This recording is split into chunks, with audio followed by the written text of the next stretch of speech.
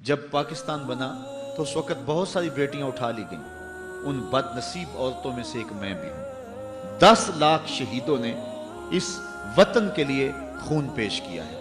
10 لاکھ شہیدوں کا خون اس کی بنیادوں میں پڑا ہے۔ میں اس شخص کو کبھی بھول نہیں سکتا جس نے خود مجھے یہ کہانی سنائی، آج بھی زندہ ہے، وہ بڑھاپے کی اس عمر میں ہے کہ اب آنا جانا معطل ہو گیا ہے۔ اس نے کہا کہ ہم جب پاکستان کے لیے سفر کر رہے تھے، راستے میں سکھوں نے یلغار کی اور ہمارا مختصر سا قافلہ تھا، کماد کے کھیت میں چھپ گیا۔ باہر سکھ بو سونگ رہے تھے کہ شاید یہاں کوئی چھپا نہ ہو۔ ہم نے اپنے دم جو ہیں وہ دبائے ہوئے تھے۔ ایک چھوٹا سا بچہ تھا جو کماد کے اس کھیت میں گرمی کی شدت کی وجہ سے روتا تھا، تو سارے لوگ اس کی ماں کو گھورتے تھے، تو اس کی ماں نے اپنے ہاتھوں سے اپنے بیٹے کا گلا دبا دیا۔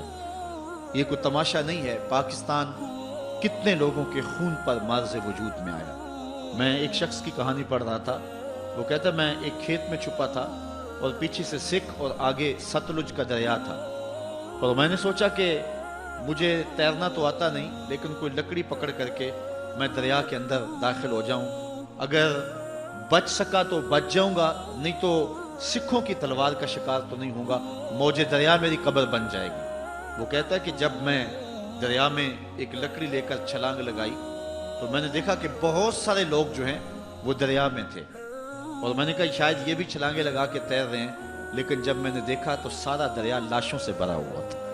میں ہی ان میں سے ایک زندہ تھا جو اس لکڑی پہ تیر رہا تھا، باقی ساری لاشیں جو ہیں وہ دریا میں بہہ رہی تھی۔ پاکستان کی طرف آنے والے جتنے بھی راستے تھے، گرداسپور، امرتسر، ہوشیارپور یا جتنے بھی علاقے تھے، راستے میں کوئی کنواں ایسا نہیں تھا جس میں مزید لاشوں کے گرنے کی گنجائش موجود ہو۔ ہندو لوگ اور جو سکھ لوگ بیٹیوں پہ اور عورتوں پہ حملہ آور ہوتے اور وہ اپنی آبرو بچانے کے لیے ان کنوؤں کے اندر چھلانگ لگا دیتی، اور بہت ساری عورتیں اس وقت ان کے نرغے میں اور ان کے ہتھے چڑھ گئی تھی، اور آج تک جو ہے وہ ان کے بیٹوں کی مائیں ہیں۔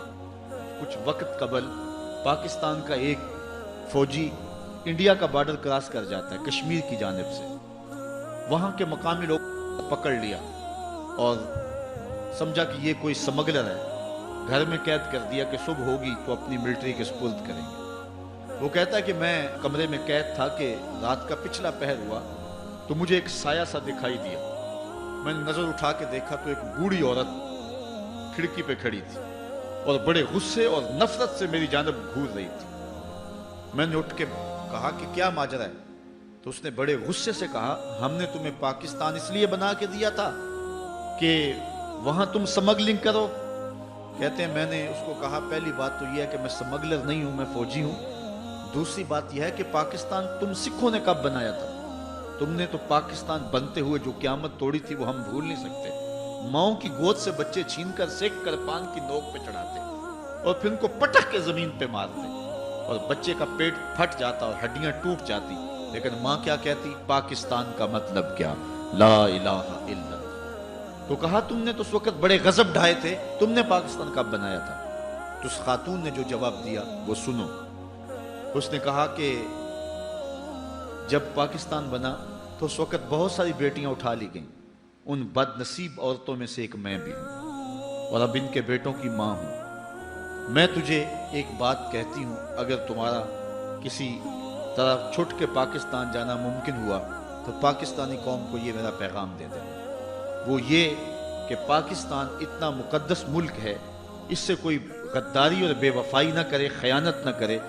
میرے بچوں کو جب بخار آتا ہے تو میں پاکستان کا نام لے کے دم کر دیتی ہوں، اللہ شفا عطا فرما دیتا ہے۔ یہ اتنا معزز اور اتنا معتبر ملک ہے، تو یہ پاک دھرتی ہے، یہ مقدس جگہ ہے۔ مدینہ طیبہ اور حرمین کے بعد مقدس ترین جگہ جو ہے ہم پاکستان کو سمجھتے ہیں، اور یہ وہ سرزمین ہے کہ جس نے اسلام کی نشہ ثانیہ کے لیے بنیادی پلیٹ فارم بننا ہے۔ پہلی بات تو یہ کہ اس دھرتی سے حضور علیہ السلام کو خاصی محبت اور انس تھا۔ ایک روایت جس کو امام حاکم نے اپنی مستدرک میں روایت کیا ہے، کہ آقا کریم علیہ السلام کو اس دھرتی سے، اس جگہ سے جو پیار کی کہانی ہے، اس کو حضرت اقبال نے ایک جگہ بیان کیا کہ میرے عرب کو آئی ٹھنڈی ہوا جہاں سے، میرا وطن وہی ہے، میرا وطن وہی ہے۔ تو حضرت علی روایت کرتے ہیں اطیب ریح فی الارض الہند، سب سے مقدس خوشبو جو محسوس کی گئی وہ ہند کی خوشبو تھی، سب سے زیادہ طیب اور ستھری۔